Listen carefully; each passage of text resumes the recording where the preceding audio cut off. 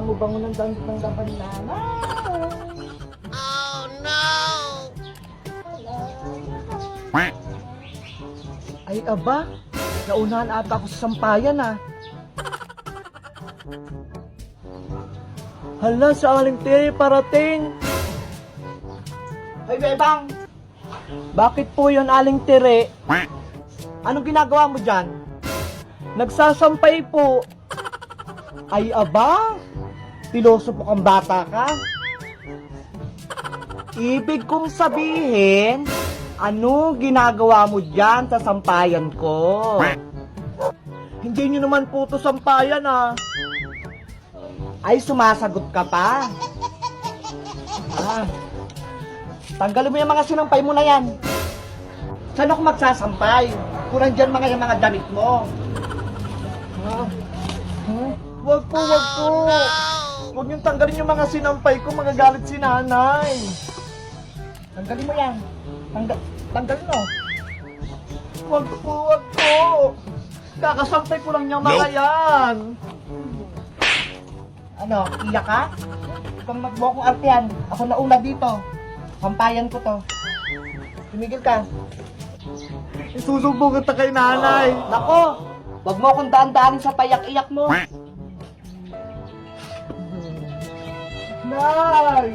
Nay! Nay! Nay! Oh, Bebang! Ano nangyari sa'yo? Bakit ka naiyak? Sa aling tiri po! Ano naman ginawa sa yung tiri na yan? Pinagtatanggal niya po mga sinampay ko. Ano? Pinagtatanggal niya yung sinampay mo? Anong karapatan niya tanggalin yung mga sinampay mo? Rinarinahan siya dito? Naghagis po niya. Asang ba yung tiri na yan? Talagang gusto talaga niya ng away? Doon po sa may likod bahay ni Aling Greta. Doon sa may sampayan. Huwag ka nang umiyak. Tara, puntahan natin. Oh no! Ayun po siya na yun. Hay, Tire! Anong ginawa mo sa anak ko? Bakit? Ano nangyari kay Bebang? Nako! Pa-inosente ka pa. Sinabi na sa akin ni Bebang. Uy, Bebang. Ano naman sinubong mo sa nanay mo? Sabi niyo po bawal ako magsampay dito. Pinagagis niyo yung mga sinampay ko. Totoo bang pinagtatanggal mo yung mga sinampay niyang damit? Mapagbintang ka naman si Tang. Hindi naman ganun yung nangyari. Ang sabi ko kay Bebang, ang bango-bango ng mga nilaban niyang mga damit. Oh no! Ready na siyang mag-asawa. At bakit mo tinanggal kung mabango? Sabi ko sa kanya, baka umulan. Kaya pinagtatanggal ko yung mga damit. Di totoo yan. Sayang naman yung bango kung mauulan ng day. Wala namang ganon. Nako! Ayos-ayusin mo talaga, Tere. Talagang malilintikan ka sa akin. Oh no! Masyado namang mainit yung ulo mo si Tang. Ano na nga yung gagawin dyan sa mga pinagtatanggal mo mga damit? Ito oh, may tira pa akong espasyo dito. Itali mo na lang.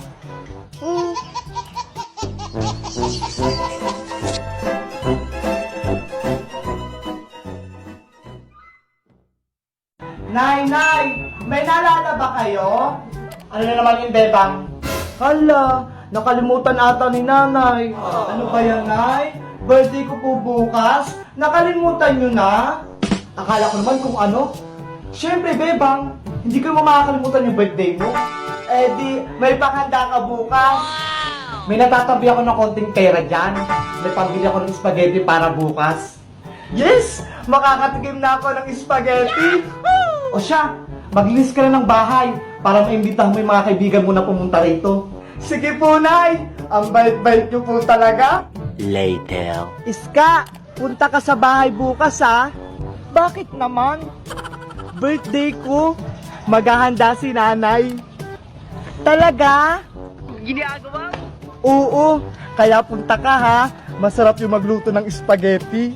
Sige, pupunta ako. Antayin kita bukas, uwi na ako.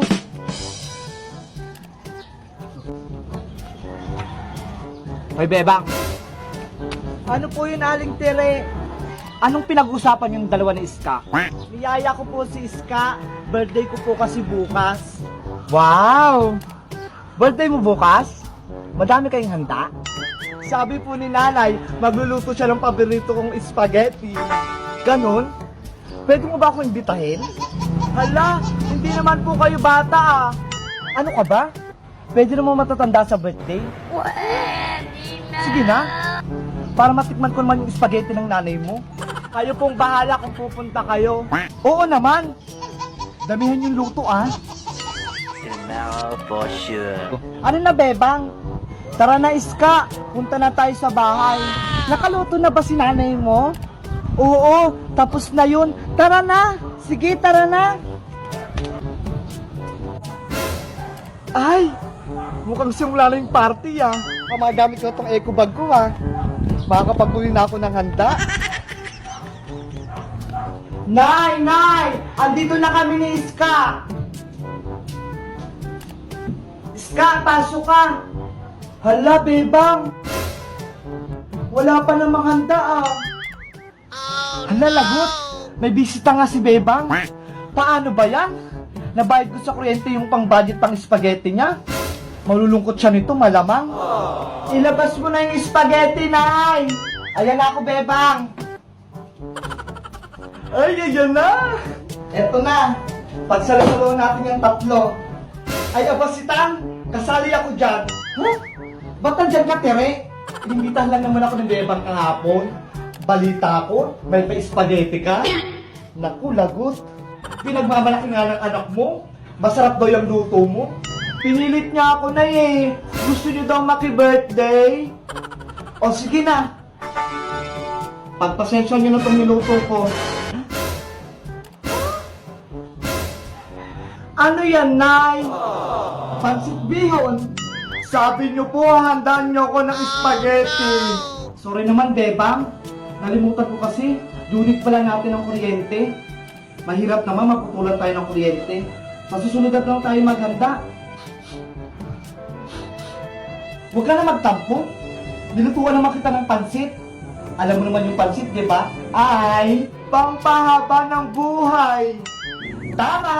Para marami pang birthday na darating. Malay mo, sa susunod, may pakit ka na. Lumang kwento na yan. Oo nga, Bebang. Naiintindihan naman namin. Minsan nga, ako nga, wala ring handa. Sige na nga. Okay na nga yung pansit. Ay, naku. Hindi pwede yan. Ang usapan, spaghetti. Hulo. Ang tagal-tagal kong mag-antay para makakain ng spaghetti. Yun pala, pansit lang pala lulutuin mo si Tang. Nagdadaldal ka pa? Okay na nga sa mga bata eh. Ay, hindi pwede. Magluto ka ng spaghetti. Ayaw mong tumahimik ha? Ito. NANI? Hala! Gusto ko lang naman makakain ng spaghetti eh. Bakit niyo ako pinakain ng pinggan?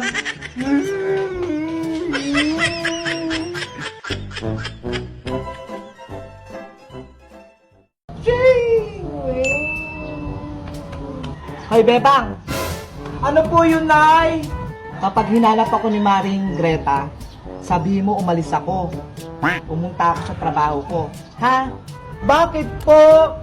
Diyan lang naman kayo sa bahay ah. Maniningil yun ng utang. Wala akong pangbayad. Naku! Huwag mo ko ipapahamak ha. Sabihin mo wala ako. Ah, sige po. Sige, diyan ka lang. Later. Hello, Bebang! Ay, magandang hapon po, Aling Greta. Andiyan pa si nanay mo? Hala. Andiyan na ata si Maring Greta? Si nanay po. Sisingilin ko sana siya sa utang niya nung nakaraang taon pa yun. Wala po siya sa bahay, sabi niya sa akin kanina. Totoo ba yun, Bebang? Ay, muntikan ko nang makalimutan. May pasalubong pala ako sa'yo. Wow! Ito oh, lollipop. Di ba gusto mo to? Wow, lollipop! Ang sarap naman yan! Yari ako nito. Bago ko sa ito ibigay, sabihin mo muna sa akin kung nasan si nanay si Tang mo. Ay, sige po! Oh no! Naku! Nasa hula na si Bebang. Sa totoo lang po, Aling Greta, andyan po si nanay sa loob. Nagtatago. Sabi na nga ba? Pinagtataguan na naman ako nito ni si Tang. O, ito candy mo, Bebang. Salamat po! Yahoo! Para-paraan talagang si Tang na to. Si Tang! Lagot! Huwag mo na akong taguan, nagbayad ka na! Naku! Pahamak talaga to si Bebang. Mamaya ka sa akin.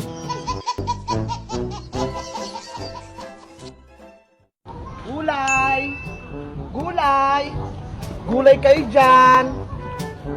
Naku! Ang hirap naman maglako ng gulay na to. Ang bigat-bigat pa. Nakakapagod. Na. Ang laki-laki na ni Big Bird. Laro kayo ni Mateo. Gulay. Oh, Bebang, tanongin mo yung nanay mo kung bibili ng gulay. Ano po yan, Aling Tere? Sabihin mo sa nanay mo, mag-ulam naman kayo ng gulay. Nang may sustansya naman yung katawan nyo. Hindi puro na lang sardinas ulam nyo. Tawagin mo si Stang. Baka gusto nang bumili ng paninda kong gulay. Ay, wala po si nanay, Aling Tere. Umalis ng bahay eh. Saan naman nagpunta yung nanay mo? Ewan ko po. Hindi naman nagpaalam eh. Ay, aba? May naisip ako. Bebang, gusto mo bang kumita ng malaking pera? Ay, gusto ko po yan, Aling Tere. Para may pambili akong pagkain. O sige, ibenta mo tong mga paninda kong gulay para kapag naubos, bibigyan kitang malaking pera. O ito oh, akin na po yan, Aling Tere. Ititinda ko na po para makarami ako. Ay, salamat. Hindi na ako mahirapan maglako ng gulay. Antayin kita dito sa tindahan ni Aling Sonia, ha? Sige po. Gulay! Bili na kayo ng gulay. May iba-iba akong tindang gulay. 3 hours later. Hala, hapon na. May natira pa akong gulay na panindang papaya. Uwi na ako. Baka hinahanap na ako ni nanay. Ay, andyan na si Beba. Tapos na atang magtinda.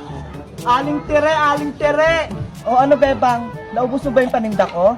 May natira lang na isang papaya. Ay, ang galing mo naman. Nasaan na yung pera? Ito pa oh. 355. Nakakatuwa nga po eh. Hindi sila tumawad sa paninda ko. Siguro naawa ata sila sa akin. Ang galing mo naman magtinda, Bebang. Salamat po. 355. Ang laking pera. Oh no! Hala, Aling Tere, asa na po yung bibigay niyo sa aking pera? Yung hati ko po sa paninda. Tamang-tama, Bebang. Yung natirang papaya. Ito oh, ibigay mo sa nanay mo. Papaya? Sabi niyo po bibigyan niyo ako ng pera. Itong batang to, tusi pa. Matutuwa yung nanay mo dyan sa papaya. May pangsahog na sa ulam yung sardinas mamayang gabi. Madaya naman kayo, Aling Tere. Sabi niyo bibigyan niyo ako ng malaking pera. Ay, ganun ba, Bebang? Sinabi ko ba sa'yo yun? O, ito, oh. 5 piso lang. Di ba malaking pera yan? Tamang-tama, pangbili yan ng mantika. Para may panggisa kayo dyan sa papaya. Sayang naman yung pagod ko. Ito lang na pala ako. Ay, bunga naman yung tanim naming papaya eh. Nagpagod-pagod pa ako. Hello po! Ako po si Bebang. Huwag niyo pong kalimutan mag-subscribe sa aking YouTube channel, Madam Sonia! Maraming salamat po!